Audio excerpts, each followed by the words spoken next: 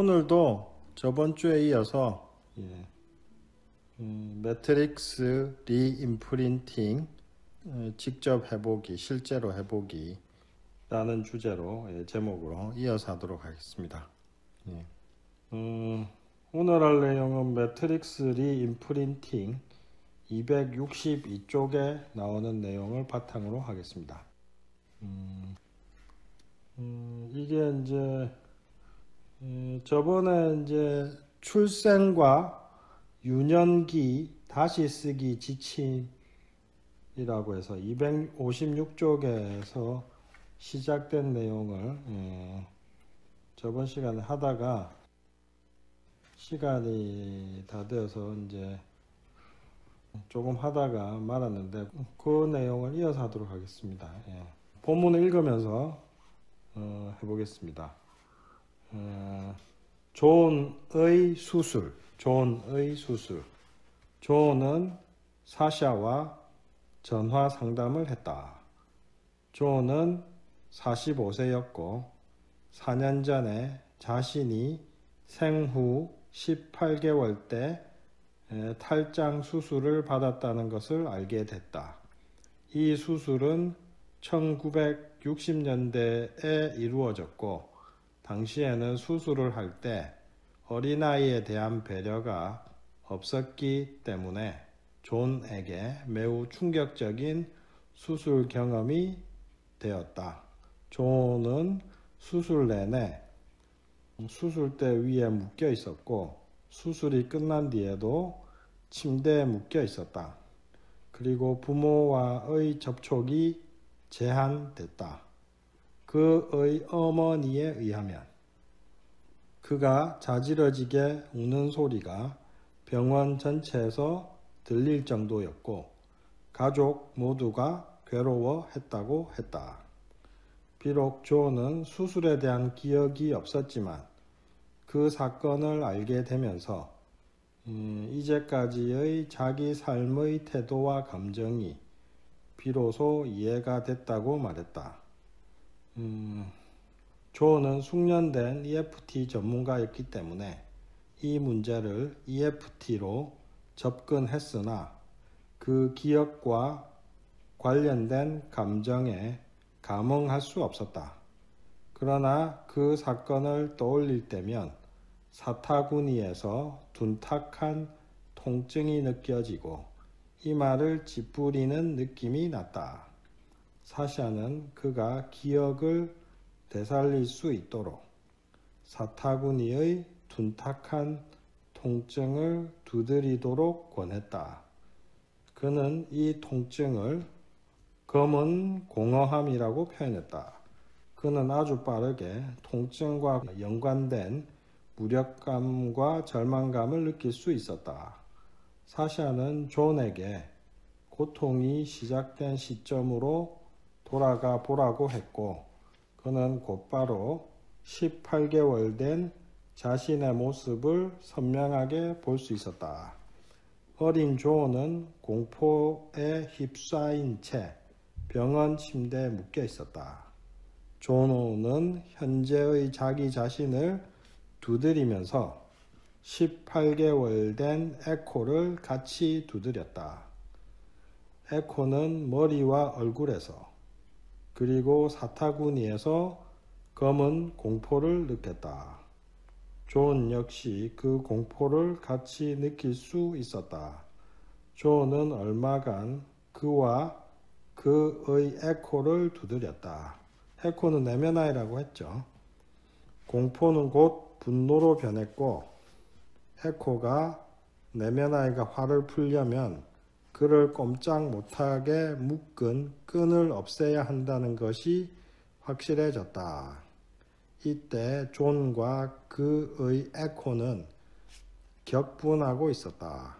사샤는 존에게 그간 쌓인 분노와 불만을 계속 두드려 모두 내보내라고 권했다. 존의 에코에게 중요한 주제는 자신의 분노를 표현할 수 없었다는 것이기 때문에 비록 아무도 너의 목소리를 들어주지 않았지만 이라는 수용 확언을 사용했을 때 에코의 목소리를 가로막던 것이 사라졌다. 존과 사샤는 에코에게 방 안에 누군가 들어와 곁을 지켜주길 바라냐고 물었고, 에코는 그의 어머니와 천사가 함께 해주기를 바랐다. 천사와 부모의 보호 아래 에코를 계속 두드리면서 그가 느끼는 신경쇠약 증세를 해소했다. 에코가 그 사건을 경험하면서 사람들은 위협적인 존재라고 인식했고, 비록 존이 외향적이고 따뜻하고 사교적인 성격임에도 그때의 믿음을 아직까지 갖고 있었다. 에코의 심장에서 느껴지는 사람들은 위협적인 존재라는 에너지를 두드렸다. 갈등이 해소되자 존은 에코를 해변으로 데려가 같이 모래성을 지으며 즐겁고 자유로운 시간을 보냈다. 그리고 이 이미지를 매트릭스로 내보냈다. 결과를 확인했을 때 병원의 어린 존은 여전히 슬픔을 느끼고 있었다. 이 슬픔을 몇 차례 두드렸더니 평화로운 이미지가 떠올랐다. 하지만 사샤는 아직 해결되지 않은 무언가가 있다는 것을 감지했다. 세션이 끝나버렸기 때문에 사샤는 존에게 48시간 내로 다시 한번 결과를 확인하고 그녀에게 알려달라고 부탁했다. 세션 이후에 존은 몇 가지 흥미로운 경험을 하게 됐다. 첫 번째는 세션 이후 24시간 동안 계속 분노가 쌓였다는 점이다. 누워서 자기 자신을 두드릴 때 트라우마가 풀려나가면서 주체할 수 없이 몸이 떨렸다. 이 분노 반응이 다음 하루 동안 계속 풀려나왔다. 에코가 병원 침대에 묶였을 때의 분노를 아직 충분히 표출하지 못했기 때문에 에코가 병원 침대에 묶였을 때의 분노를 아직 충분히 표출하지 못했기 때문에 이런 현상이 나타난 것으로 결론지었다. 강렬한 감정을 잘 표현하지 않는 집안 분위기에서 자라온 탓에 존은 에코가 화를 충분히 표출하게 하기보다는 에코와 자기 자신을 진정시키는 데 더 집중했다는 것을 깨달았다. 따라서 에코가 존을 위하여 잘 참아온 분노의 에너지를 이제껏 자기 안에 간직해 오고 있었던 것이다. 며칠 뒤 사샤가 존과 다시 상담했을 때 그의 어린 에코는 내면아이는 여전히 병원 침대에 묶여 화가 단단히 나 있었다.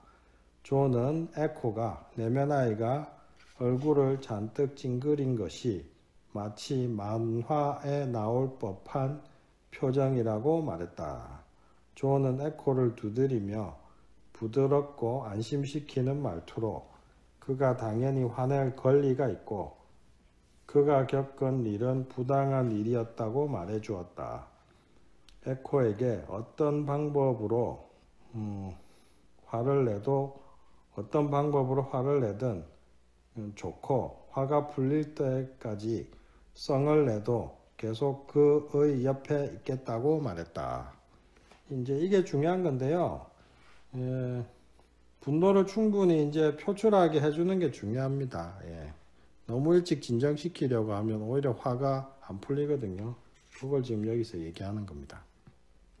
에코는 그를 묶고 있던 끈을 찢어버리고 소리를 지르고 몸부림을 쳤다. 존은 계속 에코, 내면아이의 곁을 지키면서 에코를 안심시켰다. 그 다음 존의 에코는 당혹감을 느꼈다. 그래서 사샤와 존은 에코의 얼굴에 서린 검은 당혹감에 두드리기를 하였다. 존은 다시 천사를 불렀다. 존은 자기 아이들에게 하듯이 에코에게 사람들이 존의 통증을 없애주려고 애썼던 것이라고 설명해 주었다.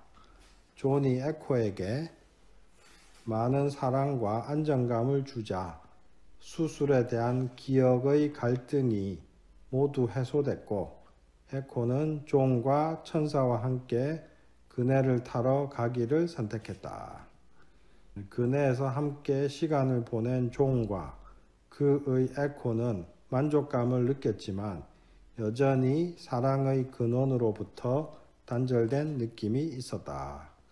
그래서 존은 이제까지 그를 사랑했던 모든 사람을 초대했고 그들은 존과 에코를 밝은 빛으로 감싸 안았다. 그러나 여전히 이마에서 검은 에너지가 사랑을 차단시켰고 존이 계속 에코를 두드리는 동안 천사가 그 에너지를 제거할 수 있게 했다. 에너지가 제거되자 마침내 존과 에코는 사람들의 사랑을 느낄 수 있었다. 이 사랑받는 장면을 머리에서 심장으로, 다시 심장에서 매트릭스로 내보냈다. 세션이 끝난 뒤 존의 마음속에 커다란 평화가 찾아왔고 존은 소속감을 느낄 수 있었다. 그가 다시 침대 위에 묶인 모습을 떠올렸을 때 그 장면은 완전히 바뀌어 있었다. 그의 에코는 평온한 모습으로 침대 위에 앉아 있었다. 이건 뭐 다시 설명드리면은 존이라는 사람이 18개월 때 탈장 수술 받느라고 막 묶여 있었는데 그 이후로 그게 이제 18개월 된 아이한테는 엄청난 트라우마가 된 거죠.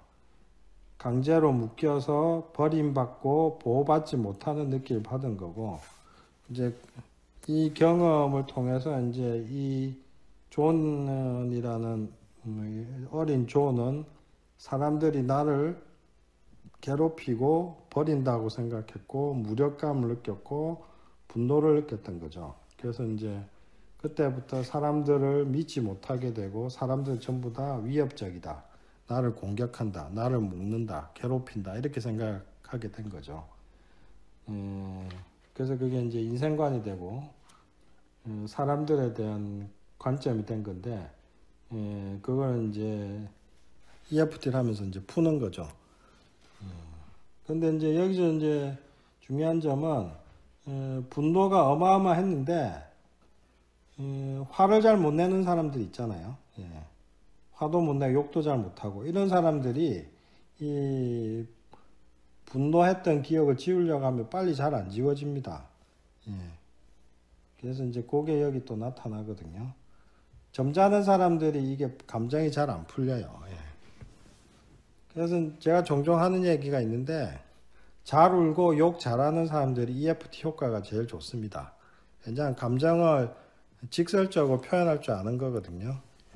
그래서 점잖은 사람들 EFT 하면 효과 더딥니다. 그래서 EFT 할 때는 점잖 떨면 안 됩니다. 욕 나오면 욕하고 이제 슬프면 막 울고 꼭 뭐 한풀이 굿할 때 막 울고 불고 뭐 통곡하고 다 하잖아요. 그런 것처럼 해야지 EFT가 잘 됩니다. 그래서 그런 것들이 잘 나타나 있고 그 다음 18개월 때 일이 이렇게 기억이 나냐 하다 보면 기억이 납니다. 기억이 나는 사람도 있고 아니면 그 감정 덩어리들이 마음속에서 확 올라오는 게 느껴집니다. 그래서 뭐 그걸로 해도 되는데 하여튼 이제 좋은 사례입니다. 이거. 그 다음에 이제 매트릭스 리임프린팅 265조. 매트릭스 출생 리임프린팅. 우리는 전 의식뿐만 아니라 탄생의 순간까지도 다시 쓸 수 있다. 여기서 전 의식이라는 건 뭐냐면 1살, 2살, 3살 이럴 때죠. 그때는 너무 어려서 이제 기억이 안 나거든요. 그래서 이때 기억들은 전 의식이라고 얘기합니다. 그 다음에 처음부터 다시 읽어볼게요. 우리는 전 의식뿐만 아니라 탄생의 순간까지도 다시 쓸 수 있다. 출생 리임프린팅 지침은 샤론 킹이 만들었고 여러 가지 유아 치료 상담 기법을 접목한 것이다. 그녀는 이 지침을 매트릭스 리임프린팅과 결합하여 우리의 출생 경험을 다시 쓸 수 있는 새로운 방법을 만들었다.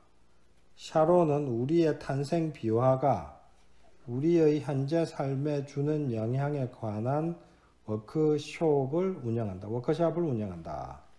그녀는 아이를 갖는 과정, 자궁 안에서의 시간, 탄생과 태어나서 첫 6년 동안의 시간이 우리의 믿음 체계를 형성하는 결정적인 순간이라는 점을 강조한다. 또한 자연분만과 모자간 유대감 형성의 중요성에 대한 수많은 과학 연구가 있다. 매트릭스 출생 리임프린팅 지침은 출생과 유대감 형성에 관련된 모든 문제를 다룰 수 있으며 그것을 바꿀 수 있다. 입양, 유산, 불임, 임신과 출산에 대한 트라우마 역시 이 지침을 통해 다룰 수 있다. 매트릭스 출생 리임프린팅 이면의 과학. 태내에서부터 탄생까지의 경험이 아이의 성장과 뇌의 발달에 영향을 준다는 연구가 있다. 임신 중 환경에 대한 산모의 인식이 태반을 통해 화학적으로 전달된다. 태아는 아버지의 경험에 영향도 받는다. 브루스 립튼의 DVD 믿음의 생물학에서 산모와 아이의 아버지가 싸울 때 태아가 놀라서 발길질하는 동영상을 보면 알 수 있을 것이다. 임신 중 태아의 뇌는 1년의 발달 단계를 거친다. 임신 중 첫 번째 3분기 때 학습된 행동과 관련된 파충류뇌가 형성된다. 두 번째 3분기 때 감정을 조절하는 뇌의 변형계가 형성된다. 세 번째 3분기 때 언어와 사고를 관장하는 심피질이 형성된다. 생후 1년 동안 아이의 사회성을 담당하는 전부피질이 형성된다. 뇌의 발달 과정은 아이의 환경과 삶의 경험에 의해 영향을 받는다.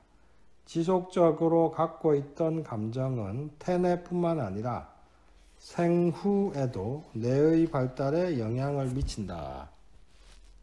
만약 산모가 지속적인 신변의 위협을 느꼈다면 태아는 평균보다 큰 파충류뇌를 갖게 되고 생존 본능도 훨씬 강하다. 아이가 위협에 대처하기 위해 지속적으로 환경을 살피게 되므로 투쟁 도피 반응이 쉽게 발동되고 주의력이 손상된다. 따라서 집중력과 지능도 손상된다. 아이가 비행 청소년이 될 가능성도 높아진다. 반대로 아이가 안전하고 사랑이 넘치는 환경에서 성장하면 전두엽 전부피질과 심피질이 발달하여 높은 수준의 지능을 갖게 된다. 전두엽하고 이제 심피질이 이제 사고 기능을 담당하거든요. 그래서 그렇습니다. 만약 아이가 사랑을 받지 못하거나 환영받지 못한 채 태어나면 유년기 때부터 많은 부정적 핵심 신념을 형성하게 된다. 예를 들어 세상은 위험한 곳이야. 나는 불필요한 존재야. 나는 부족해. 나는 사랑스럽지 않아. 나는 가치가 없는 사람이야. 그러니까 이제 자아상 세계관 이런 게 모두 다 이제 유아기 때, 엄마 뱃속에서부터 유년기 때까지 다 형성된다 이겁니다. 그 되게 중요하죠. 그리고 여기 있고 싶지 않아와 같은 부정적 핵심 신념을 갖게 된다. 여기 있고 싶지 않아. 이건 뭐냐면은 엄마 아빠한테서 사랑을 제대로 못 받으면 아이가 어떤 생각을 많이 하냐면은 우리 엄마 아빠 진짜 나를 사랑해주는 진짜 엄마 아빠가 어딘가에 있을 거야. 이런 환상을 많이 갖게 됩니다. 그래서 나는 그게 이제 바로 여기 있고 싶지 않아. 이런 거죠. 어딘가에 진짜 엄마가 있을 거야. 뭐 이런 생각, 느낌들. 그 다음 읽어보겠습니다. 이 신념은 유년기에서 성인이 될 때까지도 지속되어 우울증, 자살, 공격성, 학대, 단절과 고립감, 정신질환, 불안, 걱정, 그리고 습진과 피부질환도 유발할 수 있다. 피부질환 여기 나오는데 아토피 치료 많이 했는데 그 해보면 이게 이제 어렸을 때 이런 것들로 해서 잘 생기더라고요. 그 다음에 이상적인 출생 경험. 요건 267쪽에 나옵니다. 데비 타키카와의 획기적인 다큐멘터리 아기가 원하는 것에서 출산 과정의 필수 요소가 멸균 상태의 병원 출산 과정에는 결여되어 있다는 것을 강조한다. 출생 직후 유대감을 형성하려는 본능이 아기의 대상회를 깨운다. 대상회는 뇌의 부위 이름입니다. 싱귤레이트 자이러스라고 하는 건데, 대상회는 변연계의 일부이며 정서 형성과 공격 행동을 조절한다. 모유 수유, 품에 안김, 어머니와 눈 맞추기, 그리고 어머니의 목소리를 듣는 것이 뇌의 대상회를 활성화시킨다. 그러나 출산 직후에 이 모든 것이 자연적으로 일어날 수 있는 시간은 한정되어 있다. 가족이 모여 산모와 아이를 지지할 수 있는 가정 출산이 가장 이상적이다. 아이의 아버지나 다른 가족 구성원이 아이를 받아 어머니에게 안겨줄 수 있어야 한다.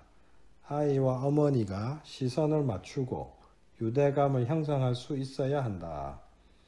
만약 서구에서 태어났다면 당신의 출생 과정은 매우 달랐을 것이다. 그러나 매트릭스 출생 리임프린팅으로 새로운 출생 과정을 재현하고 출생 트라우마를 해소할 수 있다. 매트릭스 출생 리임프린팅 지침과 기반 기법의 차이점. 매트릭스 출생 리임프린팅은 기반 기법인 매트릭스 장면 리임프린팅이나 매트릭스 기억 리임프린팅과 몇 가지 차이점이 있다. 첫 번째 차이점은 이 기법으로 한 사람의 출생 과정을 다시 쓸 때 먼저 전생에서 해결되지 않은 문제가 있는지 찾아본다는 점이다. 13장에서 언급했듯이 대개는 전생에서의 트라우마를 굳이 찾을 필요가 없지만 출생 리임프린팅 지침을 만든 샤론은 이 과정이 반드시 필요하다고 생각했다. 그녀와 함께 출생 과정을 다시 쓴 사람들로부터 굉장한 효과와 피드백을 받았기 때문에 우리는 샤론의 뜻을 존중하여 전생을 살피는 일을 지침의 일부로 받아들였다. 두 번째 차이점 역시 매트릭스 리임프린팅의 핵심 원리와 반대된다. 테너의 에코는 일반 매트릭스 리임프린팅 지침과 마찬가지로 받는 이 및 받는 이는 상담 받는 이죠.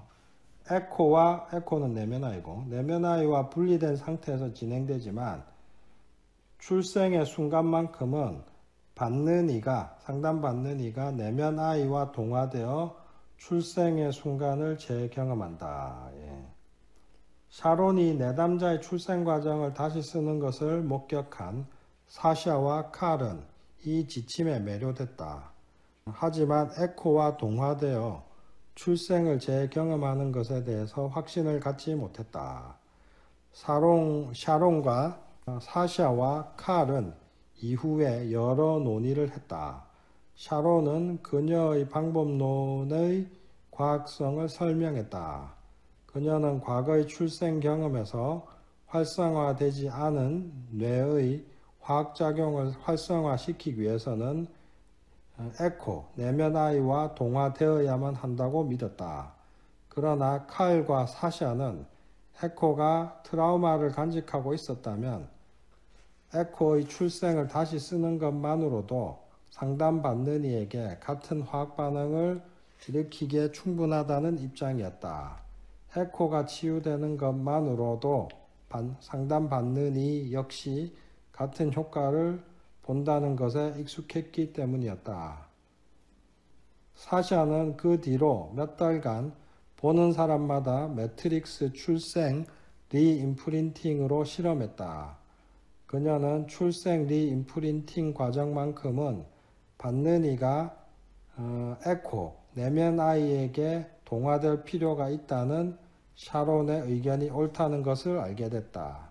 받는 이가 에코와 분리되어 있으면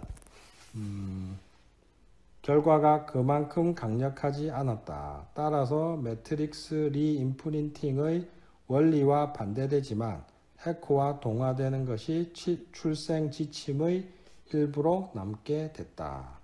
왜냐하면 우리는 고정된 형식을 고집하기보다는 결과에 더 관심이 있기 때문이다. 일단 여기까지 하고요. 일단 뭐 중요한 거는 여기서 이제 탄생 자체가 엄청난 트라우마입니다, 사실은. 그래서 그 트라우마를 해소할 필요가 있는데 여기서 이제 그 방법을 제시하는 거니까 상당히 흥미가 있습니다. 일단 여기서는 뭐 기본적인 설명이 이렇게 나오고 그 다음에 이제 하는 방법이 나오고 그 다음에 이제 사례가 나오는데요. 그거는 다음 시간에 하도록 하겠습니다. 오늘 일단 여기까지 하고요. 오늘 애청해 주셔서 감사합니다.